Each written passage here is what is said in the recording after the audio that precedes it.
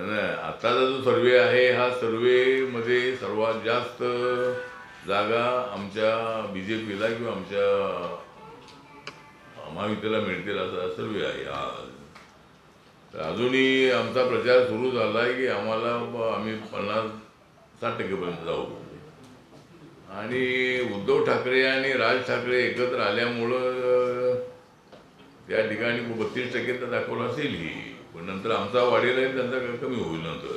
पण ठीक आहे, तर सर्वात जास्त जो सर्वेमध्ये जास्त पर्सेंटेज आम्हाला दाखवलेला आहे, त्यामुळं मुंबईवर यावेळेला झेंडा आमचा फडकेला असा विश्वास आहे.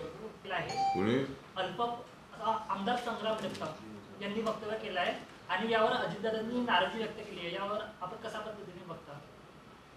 नाही, म्हणजे आता मला असं वाटतं की आपल्या देशामध्ये बाबासाहेबांचं संविधान लागू आहे.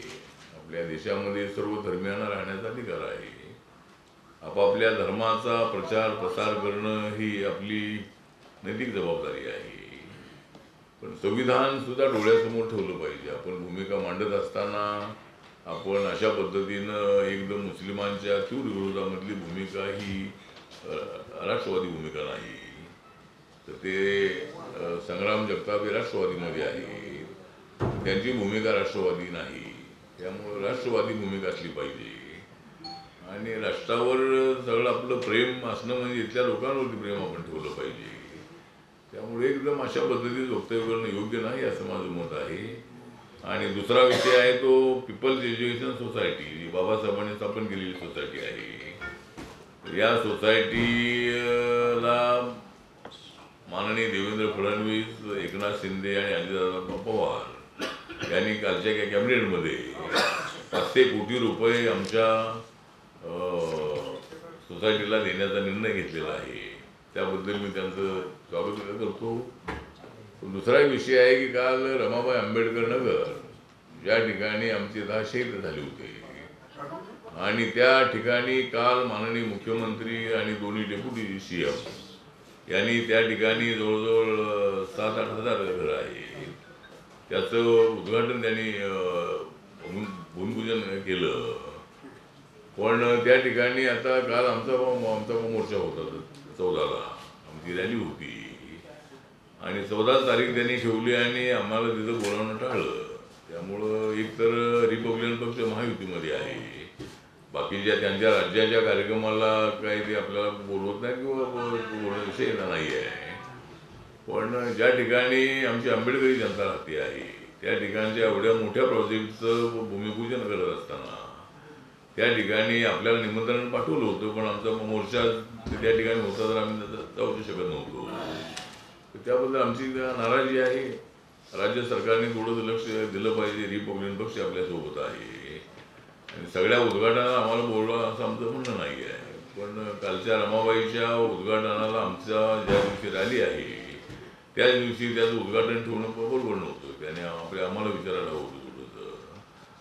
तर अशा गोष्टी होतात, त्या होऊ नये त्याची काळजी घ्यावी. म्हणजे जिथं सगळ्या झोपड्याच्या ठिकाणी आम्हाला बोलवा असं आमचं म्हणणं नाही आहे, पण हे थोडं टाळलं जातं, हे बरोबर नाही आहे. फडणवीस यांनी त्यांच्याकडनं शस्त्र स्वीकारलं आणि त्यांना संविधानाच्या एक प्रती त्यांना दिल्या, तर अशा वेळेला आत्मसमर्पित जे नक्षलवादी आहेत, माओवादी आहेत, त्यांच्याकडनं आपल्या काय अपेक्षा आहेत? संविधानाची प्रत त्यांना दिलेली आहे. आमची अपेक्षा हे आहे की त्या सर्वांनी आता मेन स्ट्रीममध्ये येण्याचा निर्णय घेतलेला अत्यंत स्वागतार्ह आहे. एक तर नक्षलवाद्यांच्या त्यागाबद्दल आम्हाला सहानुभूती आहे की स्वतः अनेक डिग्र्या घेतलेले तरुण तरुणी त्या मोहीममध्ये जातात आणि गोरगरिबांना न्याय द्या, आदिवासींना न्याय द्या, दलितांना न्याय द्या, गावांचा विकास करा, अशा त्यांच्या मागण्या आहेत, त्याच्याशी आम्ही सहमत आहोत. त्यांनी अवलंबलेला जो हिंसक मार्ग आहे त्याला आमचा पाठिंबा नाही. त्यामुळे त्या मार्गाने तुम्ही किती लोकांना मारलं, पोलिसांना मारलं तर दुसरा पोलीस तिथे येणारच आहे, जमीनदाराला मारलं तर दुसरा जमीनदार येणारच आहे, कारखान्या मालकाला मारलं तर दुसरा मालक येणारच आहे. तुमच्या या हिंसेचा त्याचा अजिबात काय फायदा झाला, एवढ्या वर्षापासून आंदोलन चाललेलं आहे. त्यामुळं कालचं जे आत्मसमर्पण आहे तो उपक्रम अत्यंत स्तुत्य आहे. माननीय देवेंद्र फडणवीस हे अत्यंत ॲक्टिव्ह मुख्यमंत्री आहेत. त्याने गडचिरोली जिल्हा हा त्याने पालकमंत्री म्हणून त्याने ते त्या जिल्ह्याचे पालकमंत्री आहेत. आणि अमित शहा यांनी सुद्धा सांगितलेलं आहे की आम्ही नक्षलवाद संपवणार म्हणजे त्या सर्वांनी मेन स्ट्रीममध्ये यावं. आणि जर जे चांगले लोक असतील त्यांनी एकदा ते मेन स्ट्रीममध्ये आले तर त्यांनी रिपब्लिकन पक्षामध्ये यायला काही हरकत नाही आहे. त्यामुळे जर मेन स्ट्रीममध्ये जर आले तर त्यांनी निवडणुकीमध्ये सुद्धा उभं राहिलं पाहिजे. त्यांनी आता आम्ही असे गुन्हे करणार नाही तर सांगितलं पाहिजे. आणि आत्मसमर्पण करणाऱ्यांना सरकारने माफी केलं पाहिजे. त्यांच्या ज्या काही केसेस आहेत त्या केसेस त्यांना नवीन जीवन जे आहे नवीन जीवनाला ते सुरुवात करतायत ही अत्यंत चांगली गोष्ट आहे. आणि मी त्या नक्षलवाद्यांचं ज्यांनी आत्मसमर्पण केलेलं आहे त्यांचं स्वागत करतो. आणि अजून जे राहिलेले नक्षलवादी आहे त्यांनी सुद्धा आत्मसमर्पण करावं आणि मेन स्ट्रीममध्ये यावं अशी त्यांना विनंती आहे.